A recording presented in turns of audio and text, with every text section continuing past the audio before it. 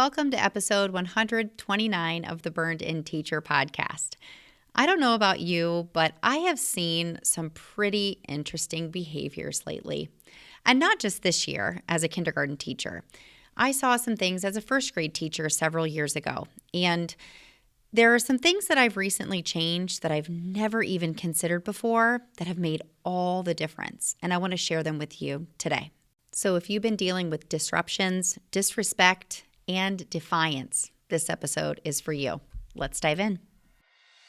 Hey there, I'm Amber Harper, former burned out teacher turned teacher burnout coach, dedicated to helping other teachers like you to grow through your burnout and take your next best steps toward what you want from your career in education and in life.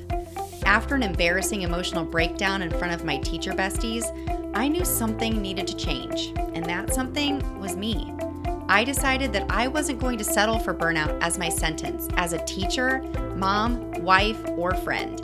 And I knew it was going to take way more than practicing conventional self-care to make the progress I wanted to make. No amount of manicures, bottles of wine, or bubble baths was going to save this girl. Fast forward a few years later, and I've used everything I've learned about teacher burnout and personal development to write a book, build a course, and lead a community of burned-in teachers who refuse to settle for a life of burnout as their forever reality. I've used my burnout as an opportunity to become an active participant in my life, in the classroom and here on the mic, using all that I've learned to teach kids and serve teachers. And you can do the same.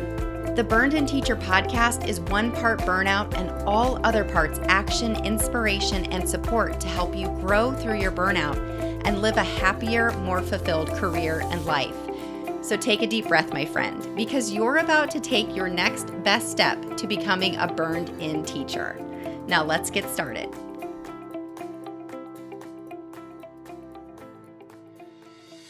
This episode is brought to you by Blinkist, my personal favorite way to listen to books in short blinks. Hear me out. It really is more knowledge in less time. What Blinkist does is it takes your favorite personal development, biographies, or autobiographies, and more, and boils them down into the most important points of the book. Blinkist is perfect for curious yet busy people, like us teachers, who love to learn yet don't have or make the time to sit down and read. This app offers a way for busy professionals to understand books and podcasts, in most cases, less than 15 minutes.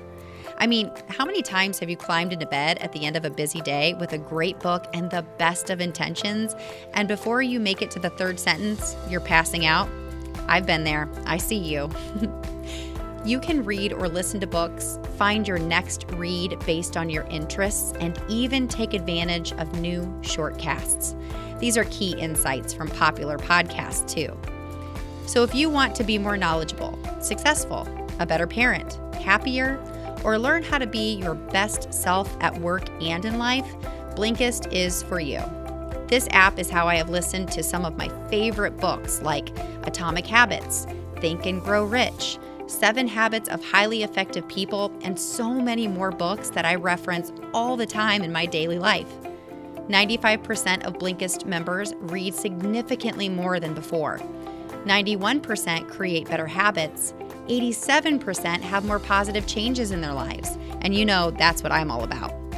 As a BIT podcast listener, you get a 7-day free trial of Blinkist. And believe me, when you begin using this app, you will never read books the same way again. Go to www.bit.ly/bitblink7 to get 7 days free from Blinkist, my favorite app for learning so I can take my next best step to becoming and staying my best self. That's bit.ly/bitblink7. Burn on.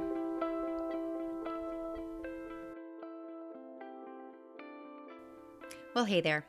I decided to put this quick intro in before I jump into me sharing some things that I'm doing in my classroom that are new, some things that I've been doing since the very first day, that seem to be working and helping my students to move through these challenging behaviors that I've been seeing with some students most of the year, with some students brand new.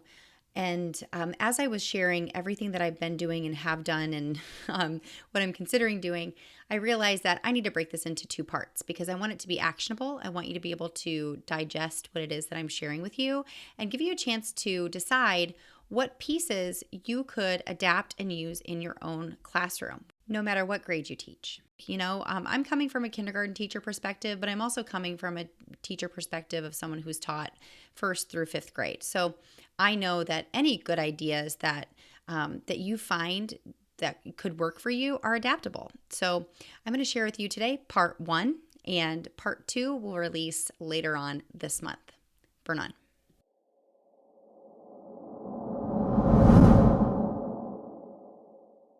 So it wasn't too long ago, I would say shortly after Christmas break, that I remember coming home from school and telling Jeff after he asked me how my day was, I was like, I got this. I got these kids whipped into shape. No worries. And then, mid-January happened. And I felt like I was hit by a bus every single day. I was dealing with defiance, disrespect, complete and total interruptions, disruptions from even a few students who I've never had problems with before that specific week. I can't tell you exactly when I decided to do kind of a total reset. And I have a list here in front of me that I want to share with you today about all of the things that I've begun to pay attention to and things that I'm doing and that I have done to finally see a turnaround. And I'm recording this on March 9th, okay? So there are no promises that anything that I'm going to share with you today is going to work for you. There's no promise to me that I'm not going to have some rough days or weeks ahead. But when I look at the difference between my class today, even in the last few days, and the way that they were behaving in January through mid-February, we have our ups and downs. No class is perfect. I'm not perfect. And also I want to say too, when I share these things that I'm doing with you today, I'm not saying that they are the right things or the perfect things or what maybe some other professional, maybe behaviorist would say is the right thing to do. I am just sharing with you today what has worked for me this year and what I have realized has made a huge difference in the relationship with my students and setting them up for success when some days just seem like a total loss.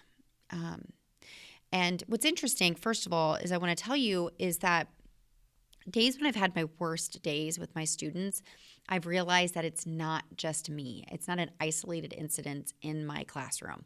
It seems to be school-wide and even district-wide. My husband and I work in the same district, and when we go home and talk about our days, it's like, what is going on? What's in the air? Is there a full moon? Is there some weather coming?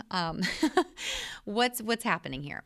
But all of that aside, there are things that I've begun doing, continue doing, things that I started at the beginning of the year that are really working well and that I'm continuing to see positive results from.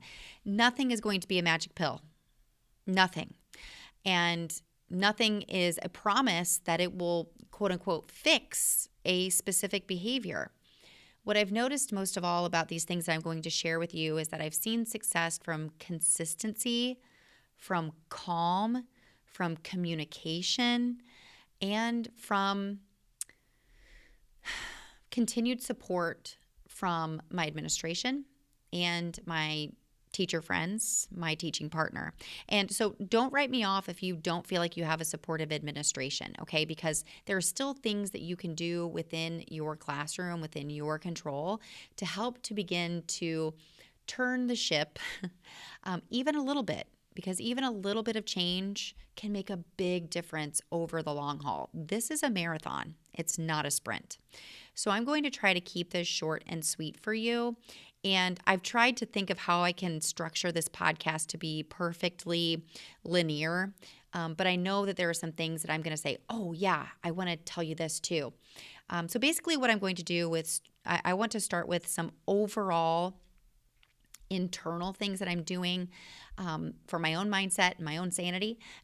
And as well as, what I'm doing externally with my own body, with my voice, and throughout the day to help our daily schedule to run as close to what I plan as possible. It's not always perfect. The first thing that I have done is changed my mindset. When these behaviors first started happening, I remember in October, actually, I had a really rough week that I remember specifically. And I actually did end up in tears at the end of the day because I was like, where did these kids come from? They are not even my students. Holy cow. I had to quickly shift my mindset from these kids. I can't believe how disrespectful they are. There's good. How are they going? What are they doing? Are they going home and doing nothing? Like, I'm the only place that has structure. We can have those conversations all day. It's not going to change anything.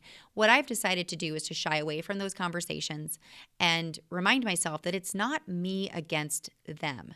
I saw a quote from Jerry Brooks on Instagram the other day that said, and this was directed at principals, but he said, principals, just a friendly reminder that your teachers don't work for you. You work for them. And it's just coming to my mind now because I have to remember that my students aren't working for me. I'm working for them. And if they are having lapses in behavior and they are being disrespectful and they are being disruptive and defiant, it's up to me to help them to learn different behaviors on a consistent basis. Now, I am not at the same time assuming all of the responsibility. There are times where I do have them go to the office. There are times when I do text I have a classroom support thread with my principal, my assistant principal, and our school counselor that I will ask for a walkthrough, or I will let them know that a specific student is doing the same thing again that we've been working on and they need to have a break, whatever that is. But what I have done is I have detached myself from the belief that every day is going to be a failure, and that if that particular student comes in with a particular attitude one day, that my day is going to be a loss. All I can do is believe that it's not me against them, and that all I can do is continue to remind them and encourage them of our expectations, which sort of goes into our daily routine every single day. I do a lot of backing up. I do a lot of slowing down. You guys, I have made our days very, very simple. I used to be of the belief that every lesson had to be super exciting and super engaging. And what I've realized, and I'm not sure if it's just with this age group or not, is that super engaging, exciting, and different types of activities every day is not good for anybody. What I am trying to do is to create a calm, kind, caring environment where we have fun, but mostly we learn. And that comes from slowing down. We have basically the same routine every single day. And not even just the same routine per day.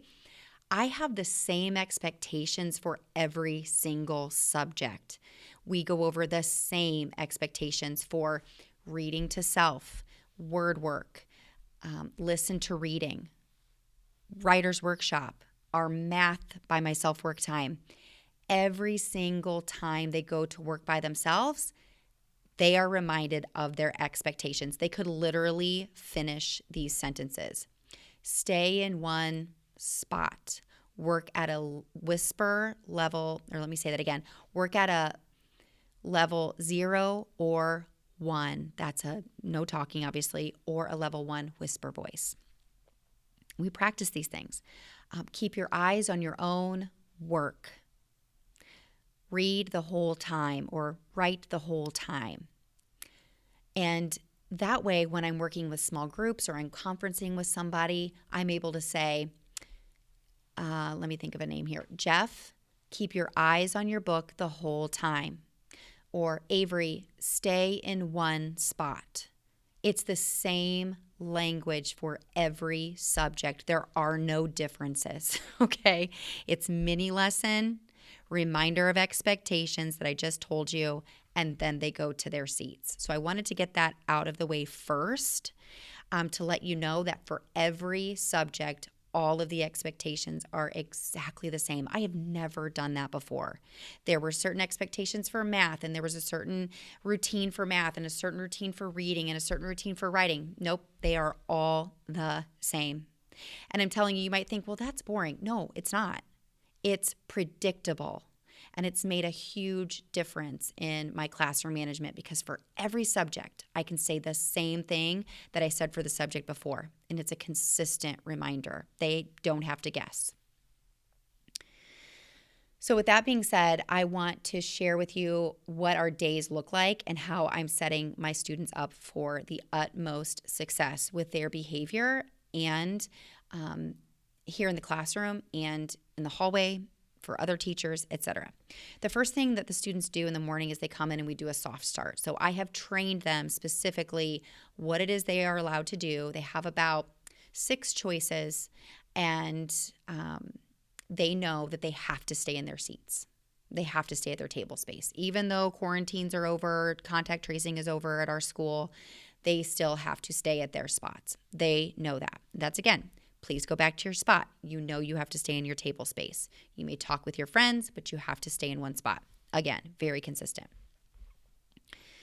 They know because we practice, and I remind them every single day that when announcements come on, their hands are in their lap, and we do our announcements through Microsoft Teams. So there's a video of our principal or assistant principal or our counselor on our Promethean board at the front of the class. So they know eyes on the screen, hands in your lap. It's taken practice. Most of the time, I give them a 2-minute warning and let them know, I see Mrs. Spencer on the board. Get ready to put your hands in your lap and your eyes on the board. Do you understand? Yes. So after announcements are over, I set my timer for 2 minutes on my Apple Watch, and they know it, and I walk around and I start singing the cleanup song. It is from a YouTube video, but the YouTube video is too loud, so I have decided to sing it myself. They don't even know that this YouTube video exists. I used to play it in my first grade classroom, and it was so stinking loud. No wonder I had trouble calming them down. So I simply sing, "It's time to clean up. It's time to clean up all your stuff now, all my friends. It's time to clean up. It's time to clean up right now." I've even gotten a little creative. If they have their iPads out later in the day for listen to reading, they use Raz Kids. I say, "It's time to clean up. It's time to clean up all your iPads. Right now, please. Put them in your chair bag and put them away." They love how creative I've gotten with that song. I've never sang on this podcast before, so you're welcome, by the way. They know that if they, as a class, get everything cleaned up and they're back in their seats, they get a class dojo point for being responsible. As a school, we use dojo. I have certain feelings about it, but it works. And I've decided to detach myself from my certain philosophies about points. But it works, okay? You might be just completely gagging right now, but it works. We're using them. And they know right after we talk about something that I've seen that they did really well to work as a team to get cleaned up, that they are going to hear my song, my YouTube video, not my YouTube video, but a YouTube video that I found a few years ago. It's Three Little Birds. It's Bob Marley's song, but it's sung with a guitar, and it's not him singing it, but it is beautiful. I'm going to link it here in the show notes. And they know that that is the sign that we come to Community Circle.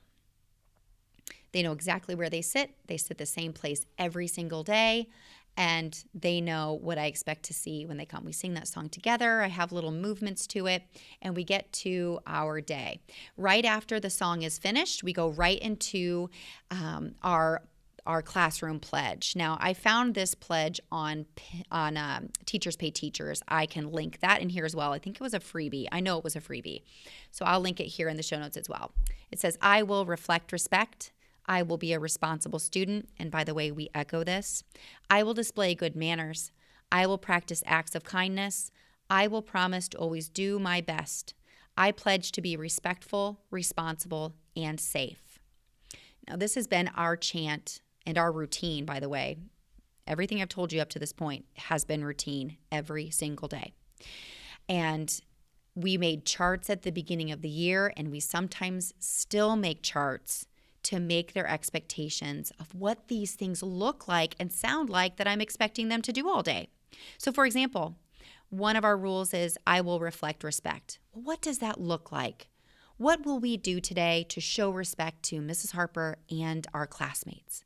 So I'll have some friends raise their hand. They will share some ways that we can be respectful.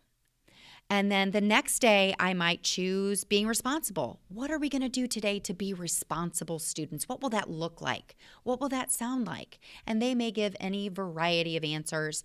As kindergartners do, they typically say the same thing all the time, or don't hit, don't kick, that kind of thing. But help them to change their language so they're talking about the things that they are doing. So help your students, like I have, to understand what it looks like and sounds like to be respectful. Okay? I'm going to take a time out here and tell you something that I taught my students the very first day of school. I taught them how to teach other students to respect their boundaries. I don't use fancy, cute language like stay in your bubble or put your hands in your fishbowl. I tell them hands in your lap, lips together. And one thing that I taught them after I taught them those things, crisscross applesauce, hands in your lap, is I taught them how to tell people when their personal space is being invaded. So I taught them how to hold their hand up respectfully and say, please stop. You're in my personal space. We practiced that every day for 3 weeks. It was part of our morning routine. Please stop. You're in my personal space. And it has evolved now into, please stop. I don't like that. Please stop. Don't touch me. Please stop talking. I'm working. Teaching them how to advocate for themselves has been huge in the success of our classroom procedures. Because teaching kids how to advocate for themselves teaches them that they are worthy of telling people what they do and do not like. It also helps those students that allow themselves to be distracted by others. It teaches them the language that they should be using when they should be listening or they should be working. So I might say, hey, Jeff, the next time that Avery starts to play with your hair, instead of you turning around and giggling with her, instead you should say, please stop. I'm trying to listen. So we talk about how that is a way to use calm, kind, caring language to help to set them up for success all day, all year. After that, we then move to our classroom goal for the day. Some common classroom goals that we have, and these change not every day. Sometimes, especially if we're struggling with one goal, it will stay the same for maybe a whole week. Some common goals that we have had have been talk to each other with a calm, kind, caring voice. And then I give them some strategies they can use to reach that goal, such as take a deep breath, use a level 1 or level 2 voice. That's either a whisper or a low table talking voice, similar to what I'm using now. Another goal that we commonly use is no talking during by myself work time. So that is any of those times that I shared with you earlier. Could be read to self, could be word work, could be writing, could be math, whatever it is. Whenever it's a by myself time, that is an expectation that we are not bothering others unless we ask for help, which we also talk about. Another common goal is to clean up quickly and quietly. Another one is come to the carpet quickly and quietly. And throughout the day, I revisit this goal. As I will share with you later, we will have community circle. Recently, within the last 2 weeks, we have been having 2 to 3 community circle times to reevaluate how the day has been going, what we can do differently, and what we can do better, and what we should keep doing if we're doing a good job at something. So we consistently reevaluate that goal. And as a class, we vote thumbs up if we think we've been reaching that goal, thumb in the middle of kind of, and thumb down if we say no, we've been getting in trouble, we've had to put our heads down, we've had to stop and talk a lot about our behaviors, and then I give them another dojo point. Whether or not they have felt like as a class that they've done a good job of reminding each other of our expectations and helped to use the strategies to reach our goal. Then we talk about, at about this point, we move to talking about what happens if we choose not to support our goal, if we choose not to follow our expectations. This is, again, something that, maybe you will agree with. Maybe your teaching philosophy goes right along with this. Maybe it doesn't. There are parts of, even going through this process, there are parts of it that I don't like and parts that I do. But I have to let the kids know that there are consequences. And we talk about positive consequences and we talk about negative consequences. And we talk about how, when we make a bad choice, we can turn it around. I'm going to talk to you about this here in just a second. Or we can choose not to turn it around. It's up to you. And they know, and they can finish this sentence too. I can say, who decides how our day goes? If it's going to be a positive and fun day, or if it's going to be a day where you get in trouble a lot. Who gets to choose? And they point to themselves and they say, I get to choose, because I teach them that they are in charge of their own bodies. They are in charge of their choices. And of course I say, are we going to make good choices or bad choices? That's certainly not new in the teacher world. But we talk about how we get to stop and think before we do something, before we touch somebody, whether or not that is helpful or hurtful. That's another thing that we made a chart for at the beginning of the year and talk about quite a bit.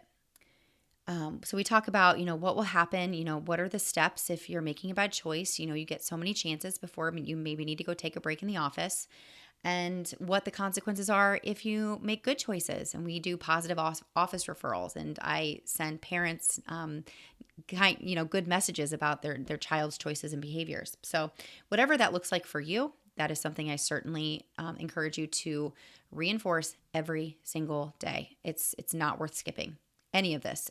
All of these things consistently has helped. After that, we move into the zones of regulation. I have been working on teaching breathing techniques, ways to calm ourselves down if we're feeling frustrated or silly. And that has been a game changer for my kids this year. They are able to tell you if they are in the blue zone, where they're feeling sad or tired, or they just don't feel like doing anything, or they're feeling just kind of meh. And we talk about why. I tell them, if you want to raise your hand and share, you can. If they're in the yellow, where they're feeling worried about something or anxious, or they're feeling wiggly or silly. This especially comes up, the yellow zone, after lunch, which I will share with you in the next episode. So we talk about ways that we can use strategies to get ourselves back into the green zone. And then, I share whether or not I'm in the green zone, which means ready to learn. So the green zone is where our goal is always to be. That doesn't mean we're especially happy. It doesn't mean that we are, smiling ear to ear. It just means, we're just chill. We're here to do the best that we can. We might make some mistakes, and that's okay. And that's our goal, is to keep our brains and bodies ready to learn. And we talk about strategies like taking deep breaths if we start to feel overly silly, or giving ourselves a hug, counting to 10. I created a calm down song. I feel like I've sang enough to y'all today. I'll save that one for later. I just created a list of ways that they can calm themselves down that are non-interruptive. I do not have a calm down corner. I thought that I would have one at the beginning of the year, and realized quickly that for me and for my students this year, I don't think it's necessary. I'm teaching kids ways that they can self-regulate from where they are sitting. I do have some I simply call them by myself tables, where if they are being annoyed by the person sitting next to them, they can simply get up and move to a by myself table anytime they want, unless they abuse it, of course. I also use the by myself tables as sort of a second step in my classroom management process of, if I ask them to stop twice, then the next step is to go to a by myself table and remove themselves from the situation. Usually it's from the carpet. Sometimes it's during the by myself time, work time. And they know that they have that chance to get themselves calm so that we can move on. To teach the zones of regulation, I used a presentation that a fellow teacher at my district had created. Basically, it's sort of revolved around the inside out characters, the yellow anxious character, the green character, the blue character, and of course the red character. And we talk about how red is too late. Red is when we have not used strategies to calm ourselves down and to get back on track. And red is when we will probably have to go to the office just to take a break, get ourselves calm, because that means you're yelling, screaming, kicking. And I do everything I can to help to support them to not get to that place. And it does not happen very often at all. So after we do that, we do a Go Noodle flow. I used to use Go Noodle all the time for all of their brain breaks. And I just realized that it got my kids just way too hyped up. It was too much to manage. The only part of Go Noodle that I use is flow. So I started using flow when I taught first grade several years ago because I realized that my kids were having a lot of trouble calming themselves down at the beginning of the day. And then, of course, that dreaded after lunch spike from the sugar and the food, whatever. And so I brought that back in the mornings.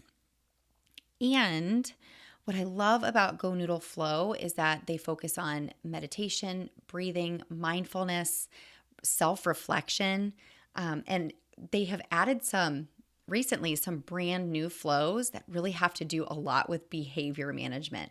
My favorites right now are Switch It Up and Begin Again. So it's talking about how if you've had a rough day, different strategies and ways that you can switch it up.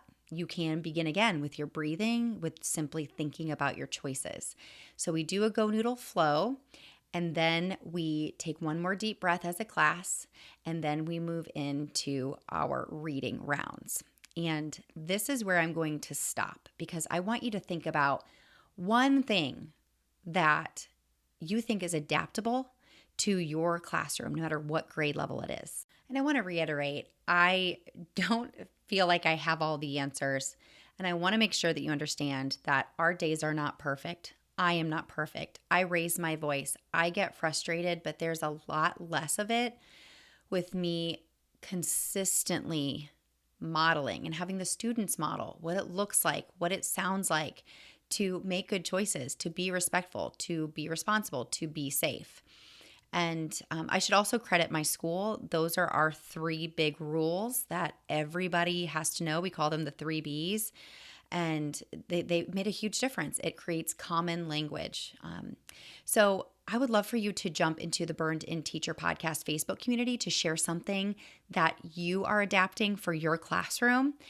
And if you have any questions, jump in there, ask, let's talk about it because I'm willing to learn too.